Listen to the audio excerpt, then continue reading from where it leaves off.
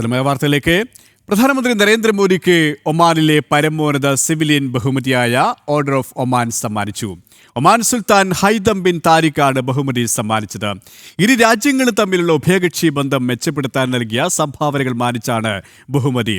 നേരത്തെ ഒമാനും ഭാരതവും സമഗ്ര സാമ്പത്തിക സഹകരണ ധാരണയിലും ഒപ്പുവെച്ചിരുന്നു.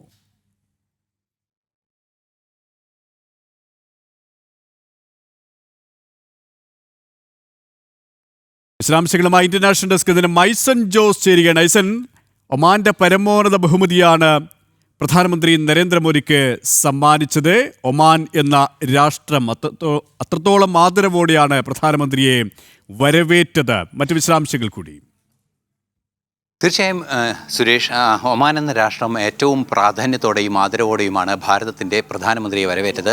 ഇന്നലെ തന്നെ ആ വരവേൽപ്പിൻ്റെ ദൃശ്യങ്ങളെല്ലാം നമ്മൾ കണ്ടതാണ്. വളരെ മനോഹരമായൊരു വരവേൽപ്പ്, ഏറ്റവും മനോഹരമായ ഒരു വരവേൽപ്പ് അദ്ദേഹത്തിന് ഒരുക്കുകയും സ്വാഭാവികമായും അവിടെ പ്രധാനമന്ത്രി തന്നെ നേരിട്ടെത്തി കൃത്യമായി പ്രധാനമന്ത്രിയെ സ്വീകരിക്കുകയും ചെയ്യുന്ന ഉപപ്രധാനമന്ത്രി തന്നെ നേരിട്ടെത്തി പ്രധാനമന്ത്രി നരേന്ദ്രമോദിയെ സ്വീകരിക്കുകയും ചെയ്യുന്നത് നമ്മൾ കാണുകയും ചെയ്തിരുന്നു. അത്തരത്തിൽ ഊഷ്മളമായൊരു വരവേൽപ്പ് തുടക്കത്തിൽ തന്നെ അദ്ദേഹത്തിന് ലഭിക്കുകയും ഇപ്പോൾ ഓർഡർ ഓഫ് ഒമാൻ ആദരവ് നൽകി അദ്ദേഹത്തെ വീണ്ടും ആദരിക്കുകയും ബഹുമതി നൽകി ആദരിക്കുകയും ചെയ്തിരിക്കുന്നു എന്നതാണ് ഏറ്റവും പ്രാധാന്യമുള്ള ഒരു കാര്യം. നമ്മൾ ദൃശ്യങ്ങളിൽ കാണുന്നത് പോലെ ഒമാൻ്റെ വിദേശ രാജ്യങ്ങളിലെ പ്രതിനിധികൾക്കുള്ള ഏറ്റവും പരമോന്നതമായ ബഹുമതിയിലൊന്നാണ് ഓർഡർ ഓഫ് ഒമാൻ എന്ന് പറയുന്നത്. ഈ ഓർഡർ ഓഫ് ഒമാൻ നൽകി ആദരിക്കുന്നതിൻ്റെ അടിസ്ഥാന കാരണം തന്നെ ഇരു രാജ്യങ്ങളും തമ്മിലുള്ള സാമ്പത്തിക ബന്ധം അല്ലെങ്കിൽ ഇരു രാജ്യങ്ങളും തമ്മിലുള്ള നയതന്ത്ര ബന്ധം ഏറെ ശാക്തീകരിക്കുന്നതിനുള്ള നടപടികൾ സ്വീകരിച്ചതിൻ്റെ ഭാഗമായാണ് ഒമാൻ സുൽത്താൻ ഈ ഹോണർ അല്ലെങ്കിൽ ഈ ബഹുമതി സമ്മാനിക്കുകയും ചെയ്തിരിക്കുന്നത്. ഈ വീണ്ടും നേരത്തെ നമുക്കറിയാവുന്നതാണ്, ഇന്നലെ എത്യോപ്യയിൽ എത്തിയപ്പോൾ എത്യോപ്യയുടെ പരമോന്നത ബഹുമതി ലഭ്യമായിരുന്നു. അതുപോലെ തന്നെ ഇപ്പോൾ ഒമാൻ്റെ പരമോന്നത ബഹുമതിയും പ്രധാനമന്ത്രിക്ക് ലഭിച്ചിരിക്കുന്നു എന്നതാണ് യാഥാർത്ഥ്യം. തീർച്ചയായും അത് ഭാരതവും ഒമാനും തമ്മിലുള്ള ബന്ധത്തിൻ്റെ ആ ആഴം തന്നെയാണ് ചൂണ്ടിക്കാണിക്കുന്നത് എന്ന കാര്യത്തിലും തർക്കമില്ല. മറ്റൊരു പ്രധാന വിഷയം നേരത്തെ സുരേഷ് സൂചിപ്പിച്ചതുപോലെ സമഗ്ര സാമ്പത്തിക സഹകരണ ധാരണ ഭാരതവും ഒമാനും തമ്മിൽ ഒപ്പുവയ്ക്കുകയും ചെയ്തിട്ടുണ്ട്. ഈ സാമ്പത്തിക ധാരണ എന്ന് പറയുന്നത് ഉദ്ദേശിക്കുന്നത് വാണിജ്യബന്ധവും അതുപോലെ തന്നെ നിക്ഷേപവും പരസ്പരം നിക്ഷേപിക്കുന്നതിനും നിക്ഷേപങ്ങൾ നടത്തുന്നതിനും വ്യവസായങ്ങളും മറ്റും ആരംഭിക്കുന്നതിനുമുള്ളൊരു ധാരണയാണ്. ഒമാൻ സുൽത്താനുമായി ഈ കരാറിലും പ്രധാനമന്ത്രി നരേന്ദ്രമോദി ഒപ്പുവയ്ക്കുകയും ചെയ്തിരിക്കുന്നു എന്നാണ് നമുക്ക് മനസ്സിലാക്കാൻ സാധിക്കുന്നത്. അല്ലെങ്കിൽ അല്പസമയം മുമ്പ് ആ ദൃശ്യങ്ങളാണ് നമ്മൾ കാണുകയും ചെയ്തത്. നേരത്തെ തന്നെ നമുക്കറിയാം, ഈ മാസം 12-നാണ്, അതായത് ഡിസംബർ 12-നാണ് ഇത് സംബന്ധിച്ചൊരു അംഗീകാരം കേന്ദ്ര സർക്കാർ ഈ കരാറും സംബന്ധിച്ച് അല്ലെങ്കിൽ ഈ ധാരണ സംബന്ധിച്ചുള്ള സെപ്പ എന്ന് പറയുന്ന കോംപ്രിഹെൻസീവ് എക്കണോമിക് പാർട്ട്ണർഷിപ്പ് എഗ്രിമെൻ്റ് എന്ന് പറയുന്ന ആ ധാരണയ്ക്കുള്ള അംഗീകാരം നൽകിയത്. ഈ ധാരണ പ്രകാരം ഇരു രാജ്യങ്ങളും തമ്മിലുള്ള വാണിജ്യബന്ധം ശാക്തീകരിക്കുന്നതിനെ നികുതി നിരക്കുകൾ ഏകീകരിക്കുക അല്ലെങ്കിൽ നിയന്ത്രിക്കുക എന്നൊരു നീക്കമായിരിക്കും ഉണ്ടാവുക. നമുക്കറിയാവുന്നതാണ്, ബ്രിട്ടനുമായുള്ള സാമ്പത്തിക ധാരണ, ഇത്തരത്തിലുള്ള ഫ്രീ ട്രേഡ് എഗ്രിമെൻ്റ് ഉണ്ടായിരുന്നു. അത്തരത്തിലുള്ള എഗ്രിമെൻറ്റുകളിൽ പ്രധാനമായും മുന്നം വയ്ക്കുന്നത് ഈ ബിസിനസ് വർദ്ധിപ്പിക്കുന്നതിന്, അതായത് ഇരു രാജ്യങ്ങളും തമ്മിലുള്ള വിപണികൾ കാര്യക്ഷമമായി കൈകാര്യം ചെയ്യുന്നതിനും ഈ വിപണികൾ ഷെയർ ചെയ്യുന്നതിനും പങ്കുവയ്ക്കുന്നതിനുമുള്ള സാധ്യത തുറക്കുക എന്നതാണ്. അത്തരത്തിലൊരു സാധ്യത തുറക്കുന്നതിന് സമഗ്രമായ സാമ്പത്തിക അഴിച്ചുപണികൾ നടന്ന ഒരു ഭാരതത്തിൽ വലിയ സാധ്യതകളുണ്ട് എന്ന് പ്രധാനമന്ത്രി തന്നെ ഇന്ന് ഇന്ത്യ ഒമാൻ എക്കണോമിക് ഫോറത്തിൻ്റെ ചർച്ചാവേളയിൽ അറിയിക്കുകയും ചെയ്തിരുന്നു.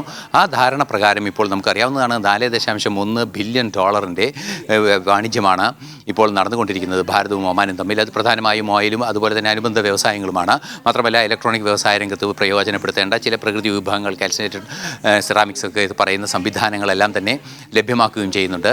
ഭാരതവും ഇതുപോലെ തന്നെ ഇലക്ട്രോണിക് നിർമ്മാണ രംഗത്ത്, ഇലക്ട്രോണിക് ഉത്പാദന രംഗത്ത് കാര്യക്ഷമമായി മുന്നേറുന്നൊരു സാഹചര്യത്തിൽ ഉപോൽപ്പന്നങ്ങൾ അല്ലെങ്കിൽ ഈ അസംസ്കൃത ഉൽപ്പന്നങ്ങളുടെ ലഭ്യത ഉറപ്പാക്കുന്നതിന് ഈ കരാർ ഏറ്റവും പ്രയോജനം ചെയ്യുമെന്ന് തന്നെയാണ് മനസ്സിലാക്കാൻ സാധിക്കുന്നത്. സൂചിപ്പിച്ചതുപോലെ തന്നെ അത്തരത്തിൽ വലിയ ധാരണാപത്രത്തിലാണ് ഇരു രാജ്യങ്ങളും ഒപ്പുവെച്ചത്. ഒപ്പം പ്രധാനമന്ത്രി നരേന്ദ്രമോദിക്ക് ആ രാജ്യത്തിൻ്റെ ഏറ്റവും പരമോന്നതമായ ബഹുമതി നൽകുമ്പോൾ അത് ഭാരതത്തിനുള്ള ഒരു അംഗീകാരം കൂടിയാണ്. കാരണം നമുക്കറിയാം, നേരത്തെ പറഞ്ഞതുപോലെ തന്നെ GCC രാജ്യങ്ങളിലടക്കം മറ്റ് പ്രവാസ ലോകത്തടക്കം മറ്റ് യൂറോപ്യൻ രാജ്യങ്ങളിലടക്കം എല്ലാ ഭൂഖണ്ഡങ്ങളിലും പ്രധാനമന്ത്രി നരേന്ദ്രമോദിക്ക് ലഭിക്കുന്ന സ്വീകാര്യത, അതിലൂടെ ഭാരതത്തിൻ്റെ നയതന്ത്ര നീക്കങ്ങൾക്ക് ലഭിക്കുന്ന ആ ഒരു സ്വീകാര്യത, അതുകൊണ്ട് തന്നെ ലോകരാജ്യങ്ങൾക്കിടയിൽ ഒരിക്കലും ഒരു തരത്തിലും ഒഴിച്ചുകൂടാൻ കഴിയാത്ത ലോകശക്തിയായി ഭാരതം മാറുന്നു. അതുകൊണ്ട് തന്നെയാണ് ഈ അംഗീകാരങ്ങൾ ഓരോന്നായി ലഭിച്ചുകൊണ്ടിരിക്കുന്നത് എന്ന് വേണം നമുക്ക് മനസ്സിലാക്കാൻ, അല്ലേ?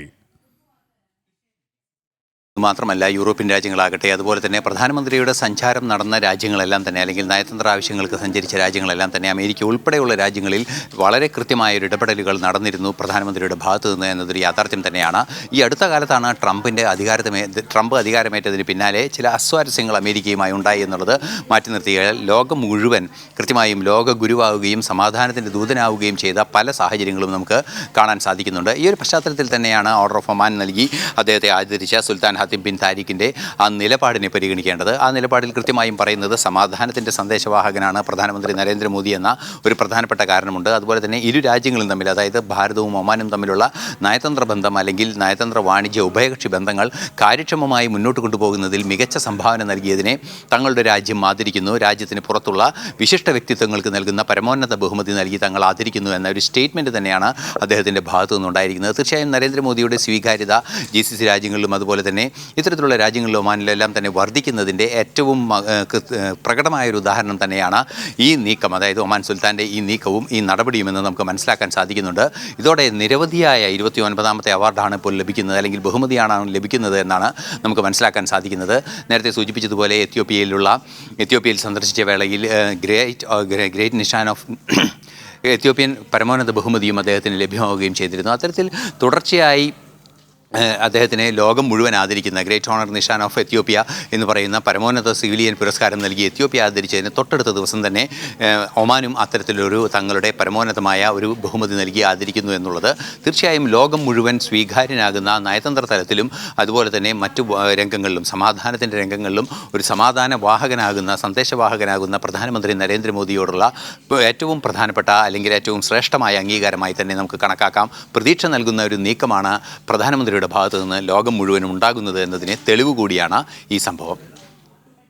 പ്രധാനമന്ത്രി നരേന്ദ്രമോദിക്ക് ഒമാനിലെ പരമോന്നത സിവിലിയൻ ബഹുമതിയായ ഓർഡർ ഓഫ് ഒമാനാണ് സമ്മാനിച്ചിരിക്കുന്നത്. ഒമാൻ സുൽത്താൻ ഹൈതം ബിൻ താരിഖാണ് ബഹുമതി സമ്മാനിച്ചത്.